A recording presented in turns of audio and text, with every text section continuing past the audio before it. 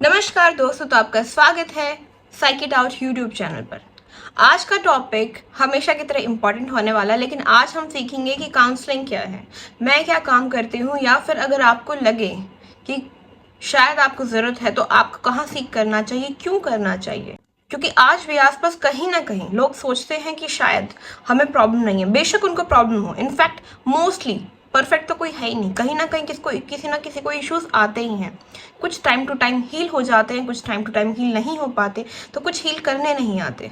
तो उसको ठीक करने के लिए आपको क्या स्टेप्स उठाने चाहिए या आपको कहाँ अवेयरनेस दिखानी चाहिए, आज हम वही सारी चीज़ डिस्कस करेंगे ताकि आपकी हेल्प हो सके ये जानने के लिए कि काउंसलिंग है क्या, ये साइकोलॉजिस्ट क्या काम करते हैं, ये एक्चुअल में क्या चीज़ें हैं। तो आइए डिस्कस करते हैं।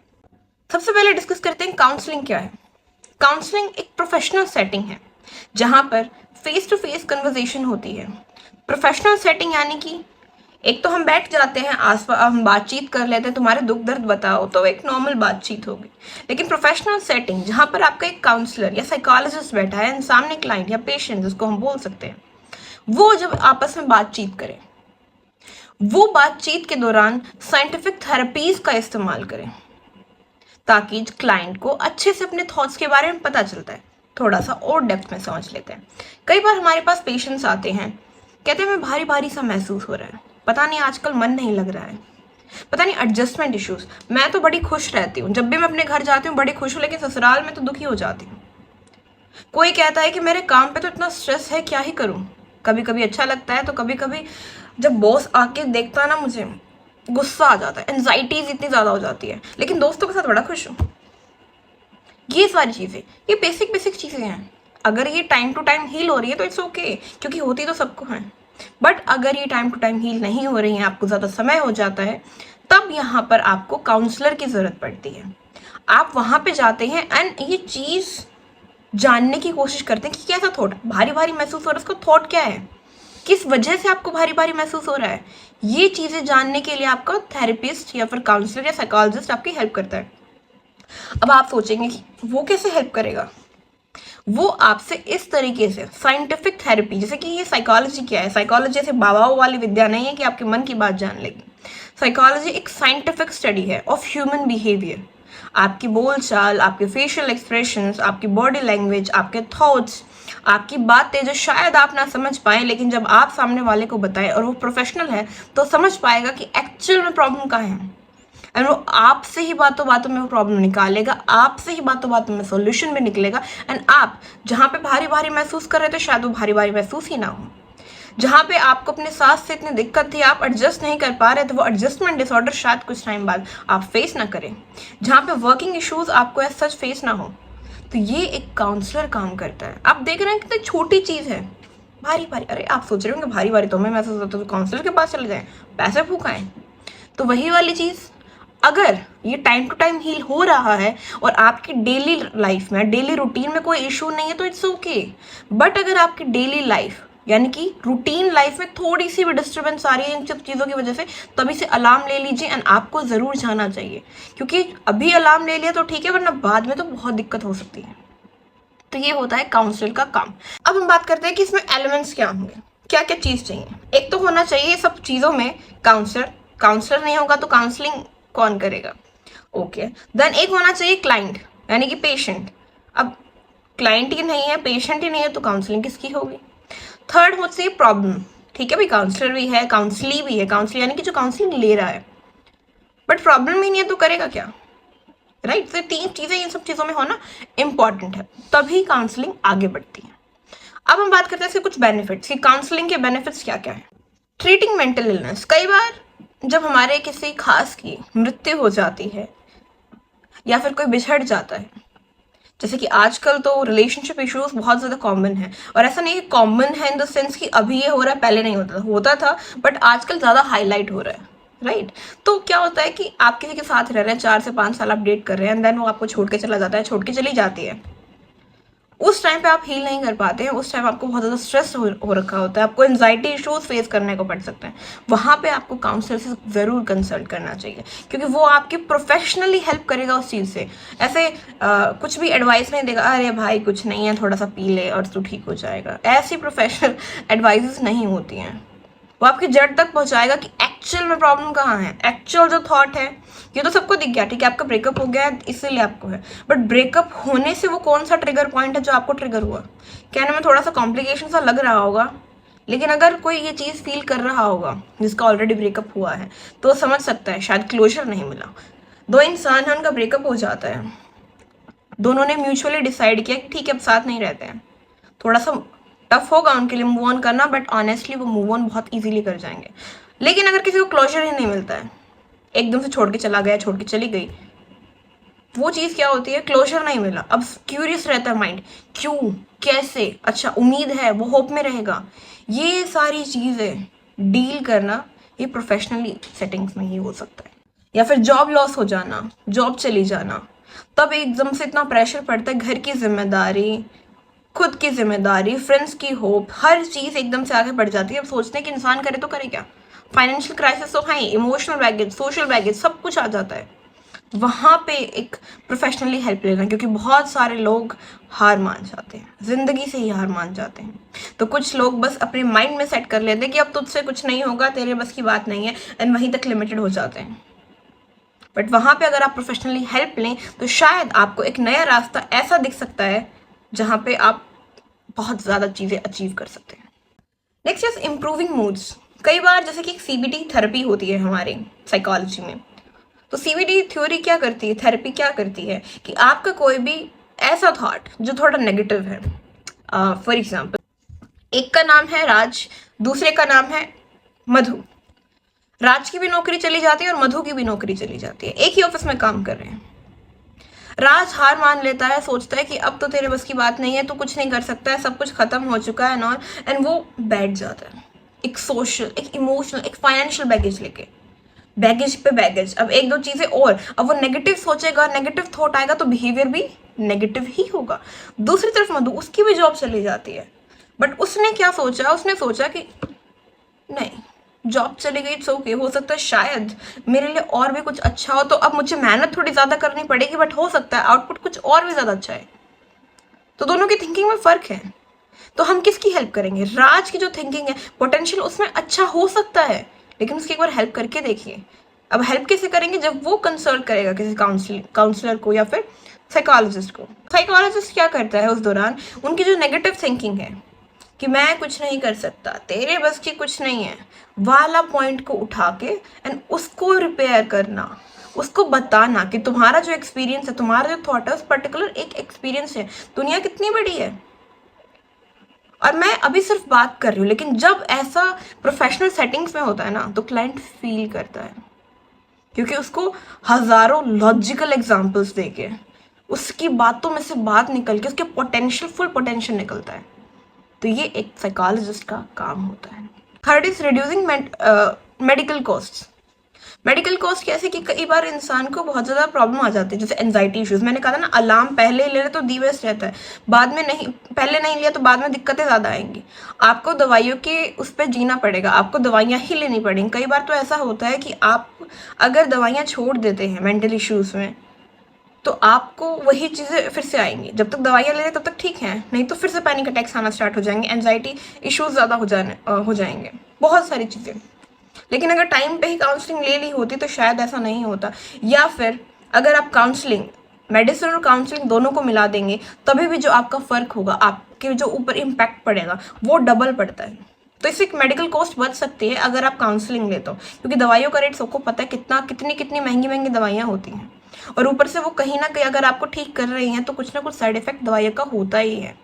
बट काउंसलिंग एक ऐसी चीज़ है जहाँ पे कोई साइड इफेक्ट नहीं है, आपको सिर्फ एक अच्छे से अपना हार्ट ओपन करना है। यानी कितना कॉन्फिडेंशियल मैटर है, काउंसलिंग बिल्कुल कॉन्फिडेंशियल होती है, इसमें प्रिवेसी इतनी होती है कि काउंसलर या साइकोलॉजिस्ट आपकी कोई भी बात किसी को नहीं बता सकता है। अगर साइकोलॉजिस्ट को कोई रेफरेंस में केस भी लेना होता है तो क्लाइंट से पहले पूछता है कि मैं आपका केस ऐसे ऐसे औरों की अवेयरनेस के लिए क्या मैं यूज़ कर सकता हूँ। अगर क्लाइंट कहते हैं हाँ हाँ नो प्रॉब्लम, तो हम केस का एज अ रेफरेंस यूज़ कर सकते हैं, लेकिन उसकी जो पर्सनल डिटेल्स होंगी तभी भी छुपाई जाएंगी। एंड अगर वो मना कर देगा कि नहीं भाई मुझे तो नहीं रिवील करना मेरी स्टोरी, तो हम नहीं कर सकते, कोई भी साइकोलॉजिस्ट नहीं कर सकता। तो प्रिवेसी वाला मैटर कि आप एक ऐसी जगह आ रहे हैं जहाँ पे आप अपना दिल खोल कर रख रहे हैं, जहाँ आपको पता है कि आपको कोई जज नहीं करेगा, जहाँ आपको पता है कि आप अपनी जजमेंट कोई नहीं देगा, मैं ही सही हूँ। क्योंकि काउंसलर का काम होता है अपने क्लाइंट को ये महसूस कराना तुम ही सही हो, तुम ही इम्पॉर्टेंट हो। अब तुम ही सही हो से हो सकता है आप सोच लें कि ये क्या बात हुई, अगर कोई इंसान गलत करके काउंसलर के पास आएगा तो क्या उसको वो यही कहेगा कि तुम ही सही हो। तो यस, काउंसलर का काम ये नहीं है कि अगर by chance I am just taking an example, कोई मर्डर करके भी आ जाएगा तो हम उसको जज नहीं करेंगे, ओह शिट ये तो खूनी है। ऐसा नहीं हो, उसने मर्डर किया है ना, वो काउंसलिंग के लिए आ रहा है तो कुछ ना कुछ तो बात होगी। साइकोलॉजिस्ट को वहाँ जज नहीं करेंगे, कोई भी साइकोलॉजिस्ट जज नहीं करेगा। वो जो सामने चेयर पे उनके सामने बैठा होगा वो सिर्फ एक क्लाइंट है, चाहे वो अच्छा है, स्पिरिचुअल है, क्रिमिनल है या कुछ भी है, उनके लिए वो सिर्फ एक क्लाइंट है, उनको एज अ क्लाइंट हैंडल करना होता है। तो ये काउंसलर की विशेषताएं हैं, जिससे एक इंसान, अब आप बताइए कि आप कहीं ऐसी जगह जा रहे हैं जहाँ पे अपना दिल खोल के रख रहे हैं, आपको कोई जज नहीं कर रहा, आपको कोई गलत नहीं कह रहा है, आप अपनी हर एक बात शायद जो आप खुद से छुपाते हो वो भी निकल जाती हैं, एंड जब वो बातें निकल जाएंगी तो आप अपने आप ठीक हो जाएंगे। Enhancing communication and relationships, psychologist आपकी बहुत ज़्यादा हेल्प कर सकते हैं, काउंसलिंग आपकी बहुत ज़्यादा हेल्प कर सकती है आपकी कम्युनिकेशन या फिर आपके रिश्ते सुधारने में। कम्युनिकेशन एक ऐसा पार्ट है खासकर आज की जनरेशन में कि कम्युनिकेशन हर जगह इंपॉर्टेंट हो चुका है।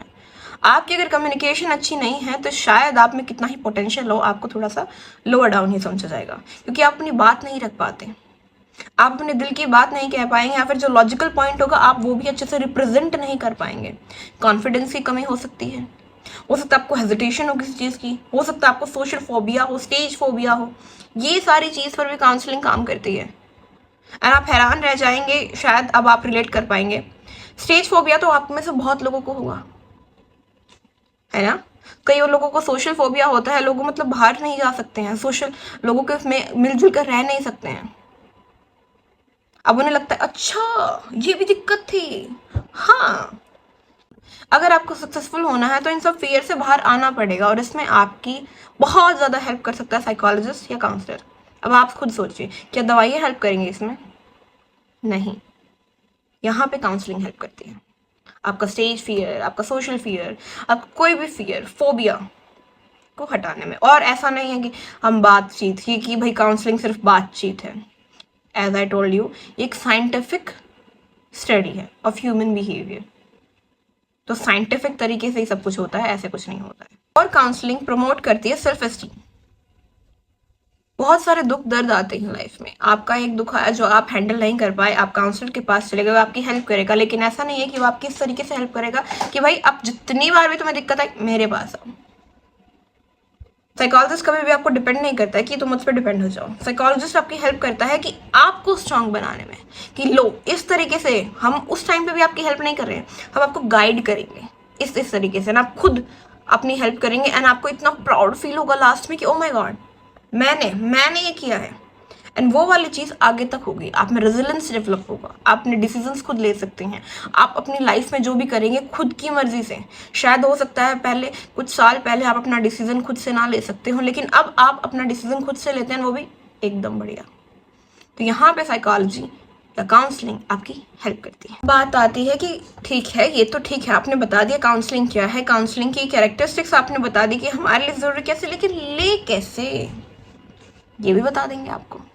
सबसे पहले आप चूज कीजिए कि आपका थेरेपी टाइप क्या है, कि आपको किस चीज़ की थेरेपी चाहिए। आपको फोबिया मतलब आपको एग्जैक्ट प्रॉब्लम क्या है, एंजाइटी इशूज हैं, स्ट्रेस इशूज हैं, डिप्रेशन है, रिलेशनशिप इशूज आ रहे हैं, आपको सेल्फ एस्टीम में प्रॉब्लम है, आपका कॉन्फिडेंस बिल्कुल लो है, आई एम सॉरी, कम्युनिकेशन अच्छी नहीं है, ये सारी चीज़ें किस पर्टिकुलर पॉइंट में आपको प्रॉब्लम है, वो चीज़ जानना बहुत इंपॉर्टेंट। कई बार अगर आपको ऐसा नहीं मिल रहा है कि एग्जैक्ट कहाँ इशू है, वो भी इट्स ओके, तब आप किसी की हेल्प ले सकते हैं, किसी डॉक्टर से पूछ सकते हैं, आसपास कोई फ्रेंड हो उससे कंसल्ट कर सकते हैं कि मुझे ये इश्यूज आ रहे हैं, तो किसको कंसल्ट करो। या ऑनलाइन बहुत सारी साइट्स हैं, आप वहाँ सर्च कर सकते हैं कि आप मुझे ये इश्यूज है, मैं किस साइकोलॉजिस्ट को मुझे कंसल्ट करना चाहिए।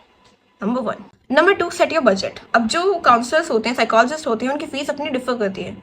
कोई 500 से भी स्टार्ट हो जाते हैं, 500 भी लोग ले रहे हैं, कोई 1000, कोई 51,500, कोई 2000, एंड ये चीज़ 30,000 तक भी जाती है, उससे भी ज़्यादा जाती है।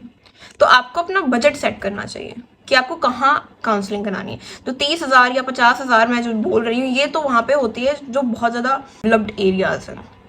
यहाँ पे आपको इजीली 1000, 2000, 3000 में आप काउंसलिंग ले सकते हैं, but it's up to you कि आपको आपका बजट कितना है, कि आपका अब मेरा बजट ये है, उसी तरीके से आपने काउंसलर को कंसल्ट कीजिए। आप किसी में, जैसे मैंने कहा कि मेडिकल डॉक्टर से आप पूछ सकते हैं, देन आप अपने नेटवर्क एरिया में पूछ सकते हैं। आपके कोई रिलेटिव्स ने कभी काउंसलिंग ली होगी, आप उनकी जान पहचान में कोई होगा, तो आप वहाँ से ले सकते हैं। थोड़ा सा ट्रस्टेबल भी चीज़ हो जाएगी कि भाई ठीक है, नोन का नोन है कोई, तो वहाँ जाके आप काउंसलिंग ले रहे हैं, थोड़ा ट्रस्ट इश्यूज बिल्डअप हो जाएगा। वैसे तो आप कहीं भी किसी भी काउंसलर के पास जाएं तो आपको ट्रस्ट की कोई दिक्कत होनी नहीं चाहिए, क्योंकि वहाँ पे वही एक ऐसी जगह है जहाँ आप आँख बंद करके ट्रस्ट कर सकते हैं। बट स्टिल स्टार्टिंग में अगर आपको लगता है, तो इसलिए आई एम सजेस्टिंग कि आप अपने नेटवर्क से भी पता लगा सकते हैं जहाँ आप अच्छे से जा सकें। नेक्स्ट इज, जब आप किसी काउंसलर के पास जाते हैं तो कुछ क्वेश्चंस होते हैं आपके मन में कि क्या ये मेरा ट्रीटमेंट कर पाएंगे, क्या मुझे ठीक कर पाएंगे, मुझे ये इश्यूज है क्या ठीक कर पाएंगे, इस तरीके से कुछ क्वेश्चंस आते हैं। तो आप पूछ लीजिए, स्टार्टिंग में क्लियर कर लीजिए। ओके, आप पूछ सकते हैं कि उनकी क्वालिफिकेशंस क्या है, आप पूछ सकते हैं उनका एक्सपीरियंस क्या है, आप पूछ सकते हैं कि उनकी अप्रोच क्या है, आप पूछ सकते हैं कि जो भी आपको दिमाग में कुछ क्वेश्चंस आते हैं जो आप डाउट में आपको रखते हैं, आप उसी टाइम पूछ लीजिए। अगर आपको गट फीलिंग आती है कि हाँ सब ठीक है, नो प्रॉब्लम, देन आप कंटिन्यू कर सकते हैं। बट अगर आपको लगता है कि नहीं, मुझे नहीं लगता कि ये मुझे समझ रहे हैं, ऐसा हो सकता है कि आपको लगे कि मुझे नहीं लगता है मुझे समझ रहे हैं। अगर आपको गट फीलिंग है तो आप वहाँ पे शायद अच्छे से ठीक ना हो पाएंगे, क्योंकि आपको गट फीलिंग ही ऐसी आ गई है। तो अच्छा होगा कि आप वहाँ पे काउंसलिंग ना लें, और अगर आप एक ट्रायल देना चाहते हैं कि मे बी मुझे हो सकता है कहीं ना कहीं ऐसा लग रहा है, बट मे बी हो जाए ठीक। क्योंकि कई बार स्टार्टिंग में थोड़ा सा डाउट होता है क्लाइंट्स को, क्योंकि इशू आ रहे हैं उनको, ट्रस्ट इशूज, मान लो किसी को वो काउंसलर पे भी ट्रस्ट नहीं कर पा रहे, तो इट्स क्वाइट कॉमन। बट आप उनसे पूछ सकते हैं, आप उनसे वैलिडेशन ले सकते हैं, एंड देन आप उनसे बात करेंगे तो हो सकता है आपको एज सच दिमाग में क्वेश्चंस ना आए। तो ये सारे कुछ पॉइंट्स थे जिस तरीके से आप अपने काउंसलर को कंसल्ट कर सकते हैं, किस तरीके से आप एक अच्छा काउंसलर ढूंढें। आपकी रिक्वायरमेंट्स हैं, बजट वाली हो, जब आप आसपास एरिया में जाना चाहते हो, आपको लगे कि मैं इतनी दूर मैं नहीं जा सकता, आपके आसपास एरिया में कोई काउंसलर हो वहाँ पे, या किस तरीके से आपकी कुछ रिक्वायरमेंट्स होंगी, तो जो उन रिक्वायरमेंट्स को फुलफिल करे आप वहाँ पे कंसल्ट कर सकते हैं।